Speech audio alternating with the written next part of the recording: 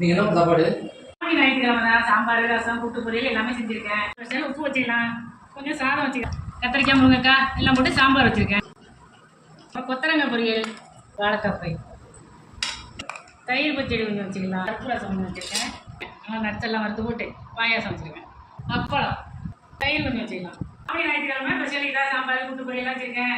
ஏன் சைவம்னாலும் சாப்பிட மாட்டேங்க, ஒத்துக்க மாட்டேங்க, உங்களுக்காக ஸ்பெஷலாக அப்படி செஞ்சுருக்கேன். ரொம்ப நாளைக்கு அப்புறம் ஊருக்கு வந்திருக்கேன். எப்போ பார்த்தாலும் சாம்பார், ரசம், மோர் அப்படின்னு சொல்லிட்டு இருக்கேன். காளான் பிரியாணி செஞ்சுருக்கேன். இதெல்லாம் எப்போ செஞ்சீங்க?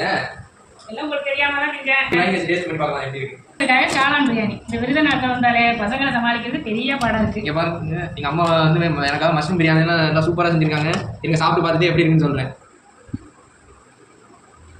தயிர் பச்சடி மஷ்ரூம் பிரியாணி ரொம்ப டேஸ்ட்டாகவே இருக்குது. அது மசாலாலாம் நல்லா அந்த மஷ்ரூமில் இறங்கி ரொம்ப டெலிஷியஸாக இருக்குது. லைக்கை போடுங்க.